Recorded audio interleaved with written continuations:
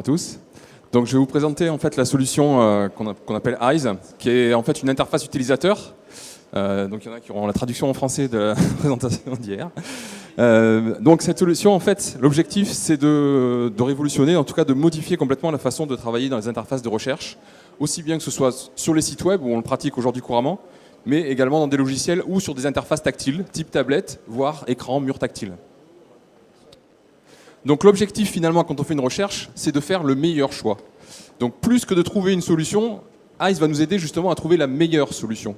Et plus que la meilleure solution, c'est la meilleure solution qui vous correspond à vous, parce que vous allez pouvoir vraiment affiner votre recherche en fonction de vos objectifs personnels. Donc sur une interface classique, en fait, aujourd'hui, on a un formulaire de recherche en général, et on obtient une liste de résultats. Il y a eu une évolution de ce type, de cette recherche, parce qu'on a appelé la recherche à facettes, qui propose d'avoir les critères en parallèle des résultats, et quand on change les critères, on voit dynamiquement changer cette liste. Malgré tout, on a une présentation qui est très linéaire et qui apporte peu d'informations sur la proximité du résultat avec votre recherche. Nous, ce qu'on propose, c'est de représenter les résultats sous la forme d'une carte, donc une carte d'objets. Et en fait, en fonction de vos critères, les objets vont dynamiquement se déplacer sur cette carte et monter plus ou moins haut parmi les résultats pour s'approcher d'un résultat idéal qui est votre résultat. Donc en fait, au fur et à mesure que vous allez ajouter des critères, en fait, les objets vont sortir du lot, venir apparaître et venir se positionner plus ou moins haut en se regroupant également entre eux par ressemblance. Une des grosses différences par rapport à la recherche classique, c'est qu'on va pouvoir donner de l'importance à un critère. C'est-à-dire qu'aujourd'hui, vous donnez un critère qui est souvent du oui-non. Si vous cherchez une maison, vous allez dire je la veux avec une piscine ou je la veux sans piscine. Sauf que la maison que finalement vous allez acheter à la fin, peut-être qu'elle a tous les autres critères sauf la piscine. Mais malgré tout, c'est celle qui correspondait le mieux à ce que vous recherchez. Avec de la recherche classique, quand vous dites piscine, vous enlevez toutes les maisons sans piscine. Là, vous pouvez dire piscine, mais vous pouvez dire la piscine, c'est peut-être pas si important que ça. Donc, je vais déplacer un curseur et du coup, changer l'algorithme de recherche et voir se déplacer les objets pour voir remonter d'autres maisons qui n'avaient pas de piscine, mais qui finalement correspondent mieux à votre recherche. C'est vraiment cet esprit-là qui va permettre donc de pondérer les résultats.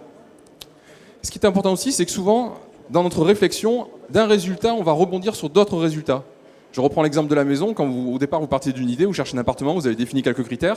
Et quand vous commencez à visiter des choses, vous allez voir des choses et vous dire tiens, ça finalement, je n'y avais pas pensé. Mais la prochaine maison que je visite, le prochain appartement, ça devient un de mes critères. Avec Eyes, c'est ce qu'on peut faire. Parce que parmi les résultats, je vois les plus proches du meilleur résultat, mais je vois ceux qui sont un peu plus loin. Et dans ceux qui sont un peu plus loin, je peux trouver quelque chose d'intéressant. Et si je le fais glisser sur ma recherche, ça devient ma recherche et tout est réorganisé pour me montrer tout ce qui ressemble à ça et qui correspond aussi à mes critères. Un très bon exemple, c'est le recrutement. Très souvent, Eyes est très puissant quand la solution parfaite n'existe pas, ce qui est souvent le cas. Quand vous recrutez, il faut pondérer et il faut trouver le meilleur compromis. C'est ce que Eyes permet de faire.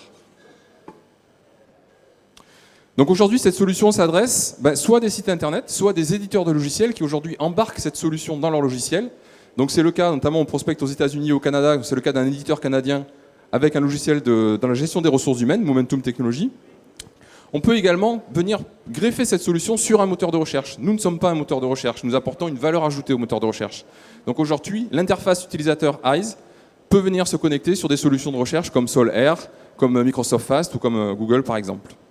Ça s'applique également beaucoup aux intranets, dans de la recherche documentaire, réseaux sociaux et autres applications, notamment tactiles.